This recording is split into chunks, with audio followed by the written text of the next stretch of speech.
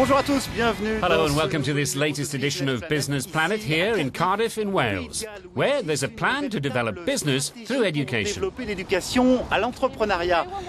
Each year, 350 entrepreneurs go into schools, colleges and universities, and as you'll see, that's having a major impact on business startups by young people in Wales. De création d'entreprises par les jeunes Gallois.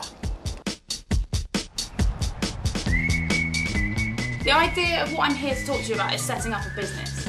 At Bassaleg School in Newport, not far from Cardiff, the teacher this morning is Abi Carter. She set up her own forensic science company, and at 29 years old she's also part of the Dynamo Role Models scheme, where Welsh entrepreneurs share their experience in schools. She explained what she does and passed on advice to those youngsters who might want to follow in her footsteps.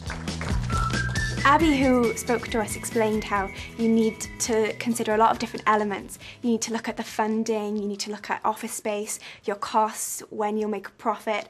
It's a lot more complicated than we think it might be, but definitely rewarding at the end. I didn't know that you could get things like grants and the scholarship and that sort of thing from the Welsh Government and universities. I didn't even know that, so that, I definitely learned that. Since the scheme was set up, the number of people under the age of 30 who want to set up in business has leapt. According to the European Commission, 20% of those who take part in programs like this will one day start their own enterprise.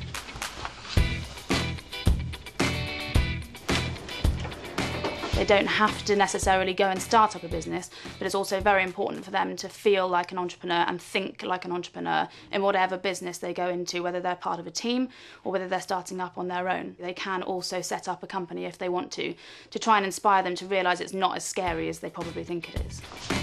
Since setting up, Abi's Forensic Resources Limited has taken on 3 employees, and in 2010 she was named Female Entrepreneur of the Year in South Wales. And I've learned how difficult it is to have sole responsibility and sole control over everything.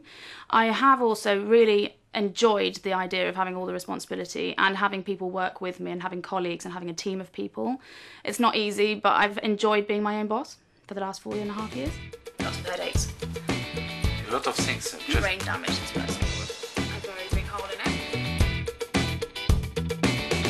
My keys to success are: don't be afraid to ask for help, don't expect too much of yourself, and enjoy being your own boss, but be prepared to work hard.